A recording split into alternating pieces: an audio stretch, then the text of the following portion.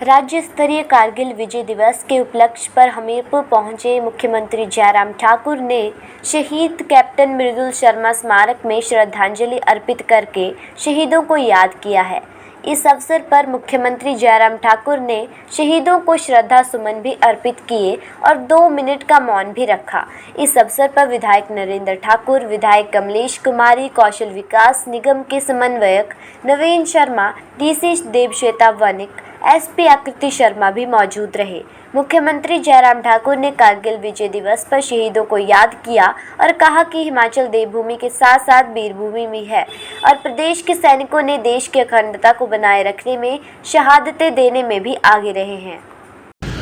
जिन्होंने देश की रक्षा के लिए अपने जीवन की कुर्बानी दी है। और ऐसे में इस बात को भी मैं जरूर कहना चाहूंगा, हिमाचल को हम देवभूमि कहते हैं,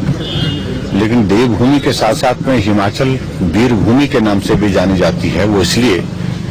क्योंकि छोटा प्रदेश होने के बावजूद भी हिमाचल प्रदेश ने जब भी देश के लिए जीवन की कुर्बानी देने की अगर बात आती है, लड़ाई लड़ने की अगर बात आती है, तो हिमाचल उसमें सबसे आगे रहा है। और ये हमारे लिए, हिमाचल प्रदेश के लिए भी गर्व की बात है कि हमारे वीर सैनिकों ने कारगिल युद्ध में भी जिस प्रकार से एक बहुत महत्वपूर्ण भूमिका निभाई और कारगिल पर विजय हासिल की, और जहां पूरे देश भर में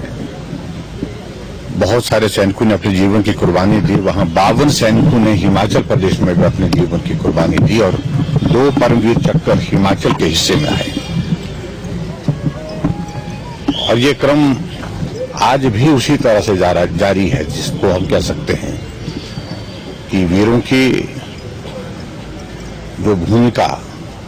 देश की रक्षा के लिए जब भी बात हिमाचल प्रदेश की आती है, तो हिमाचल प्रदेश के नौजवानों ने अपने जीवन की परवाह किए बिना देश की रक्षा के लिए कुर्बानी दी है। और हम सब उनको श्रद्धांजलि देते हैं जिन्होंने शहादत दी है, और उनके जीवन से हम सबको सीखने के लिए प्रेरणा है। और मैं यही कहूंगा कि आने वाले समय में भी हिमाचल प्रदेश इस भूमिका में रहेगा। हमारे नौजवान जो वीर सैनिक हैं, वो देश के लिए, देश की रक्षा के लिए अपना जीवन न्यौछावर करने में कभी पीछे हटेंगे नहीं। देखिए, अरे सुनिए मेरी बात, आज के दिन थोड़ा सब्र करिए। मुझे कुछ ऐसा लगता है कि कुछ अनावश्यक बातों को लेकर के आप भी बात कर रहे हैं।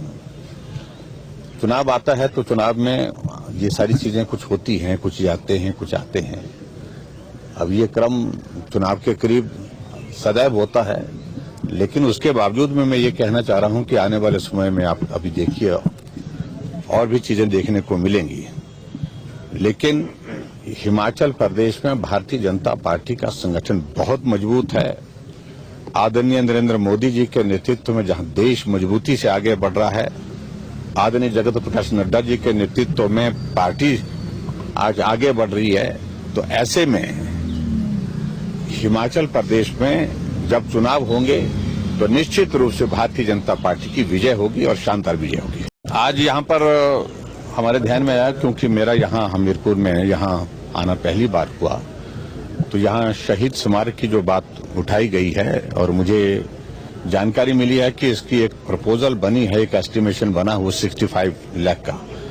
और इसको हम एग्जामिन करेंगे जो उसमें बेस्ट पॉसिबल। मेरा मानना है कि हमीरपुर का भी एक बहुत बड़ा कंट्रीब्यूशन जो है वो सेना में, चाहे हमारे नौजवान भर्ती होते हैं, चाहे वो देश की कुर्बानी की बात आती है, चाहे वो देश की रक्षा की बात आती है, तो इसलिए इस शहीद स्मारक के बारे में निश्चित रूप से विचार करेंगे।